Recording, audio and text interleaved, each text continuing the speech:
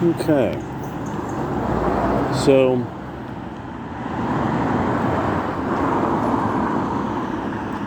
as opposed to the way that Marxists and collectivists want people to collectivize their labor, this idea that there would be some way of doing away with money or something like that, we keep seeing that the creative part of the human species keeps coming up with ways of constantly figuring out, how do I get this back to a system by which I have sort of a source of currency to show what is valuable to me. So that I just want to posit also this, as opposed to what would be set aside for because of its holiness, kadosh, that a thing that is set aside, the root of the term holy, because it's only for one purpose and one purpose alone, and making it sacrosanct for that. Where the world, we need some kind of currency. And so creative people keep coming up with currencies. And now we have the digital issue. And I'm reading about Tether's new strategy, and that Tether has not only gained a whole bunch of Bitcoin, it's claiming it has more Bitcoin than people, other people are saying their records show. But then they're saying they have 50 tons of gold. And now, apparently, quite a bit of hectares of land in South America, farmland, with the idea being that they are doing something that, in a way, my mind was like, oh yeah, of course. But as this person's writing it out, they're writing it out in a way that I'm like, wait a second, isn't this a normal strategy? Don't most, like, kind of big pools of investment have sort of, are invested? But then I thought about it, I'm like, when was the last time I heard of a land bank? So basically Tether is now partially a land bank of sorts.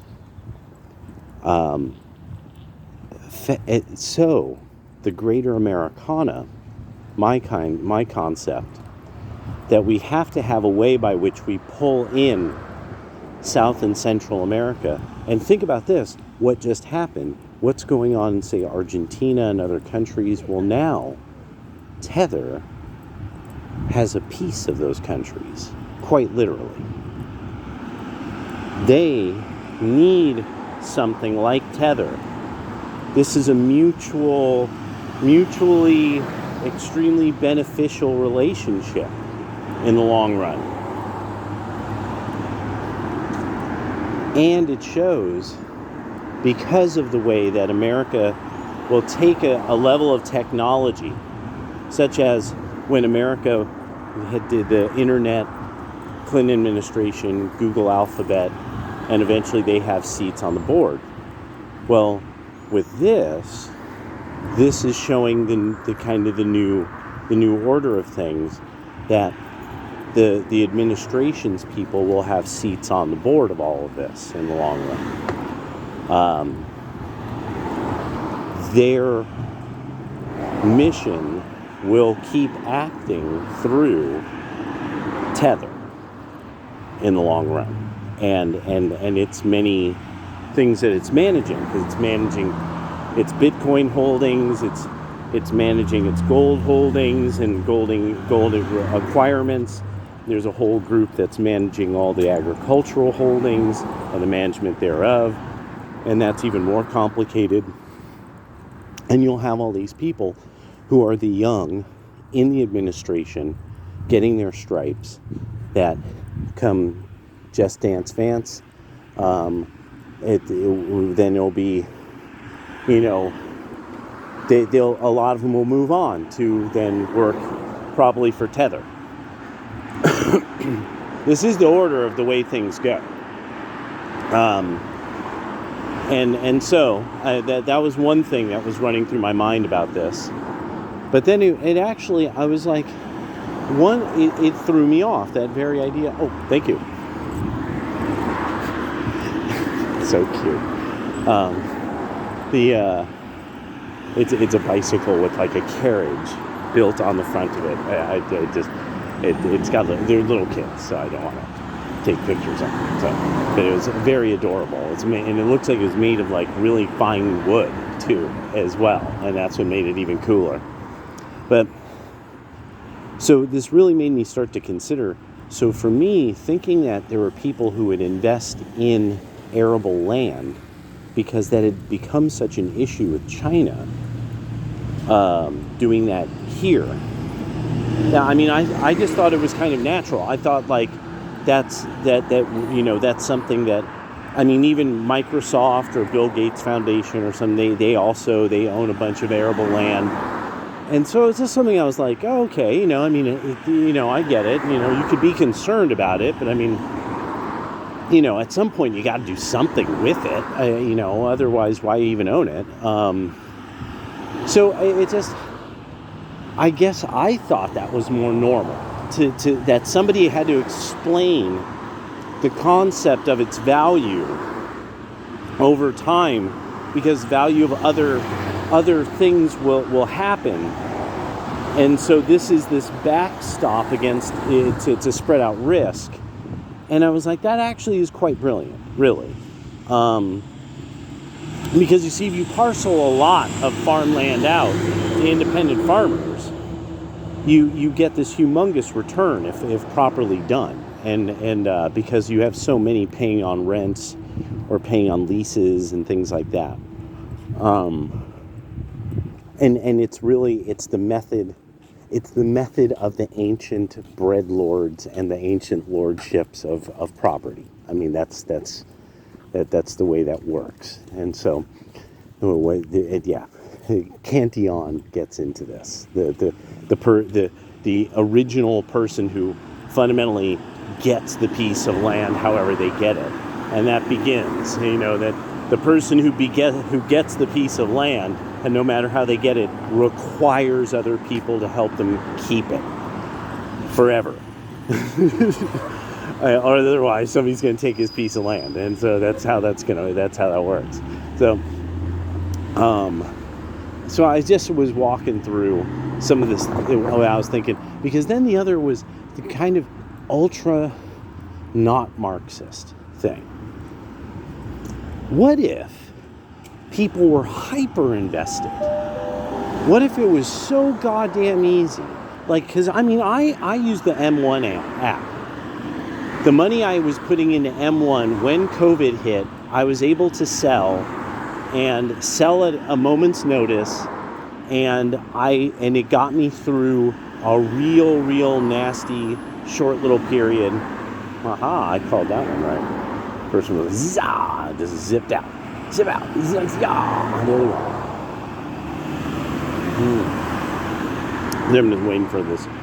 I'm in no hurry. So everybody's just going, they're just doing their thing, they're just driving along.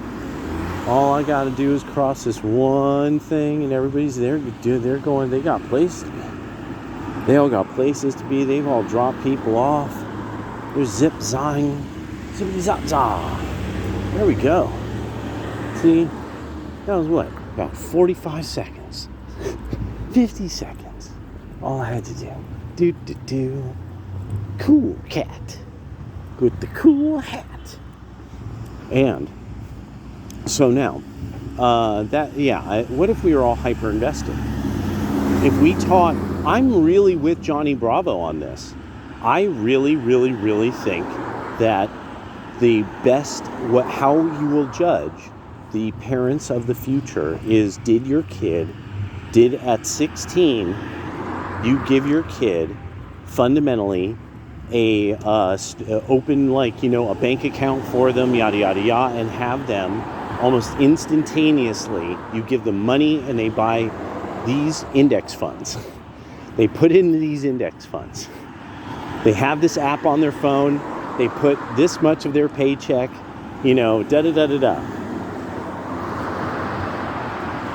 So that out of nowhere, if they were to have stayed employed at about $15 a week spread out across funds and even M1 app, that would, by 25, the kid would probably have enough money to start like 10, probably about 10 grand. Like something like that, 20 grand just to mess with, just to play with at that point. And all it would have to be is like maybe starting the kid off with about $500 to $1,000 in the long run of, okay, we're putting this much into these funds, we're putting this much into these funds, we're putting this much into these funds, bada boom, bada bang. Now $15 a week out of your bank account is going into this. You're going to have to figure it out, kid. And that's it. I mean, that's and now I know this because I'm older and I have some experience with it. So I get to understand, like, oh, this is actually automated. It's all automated. And this is effortless now. Yeah.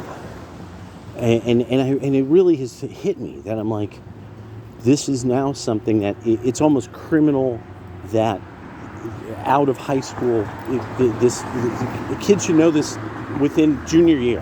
This should be a part of a course in economics and finance and math and applying your mathematics skills.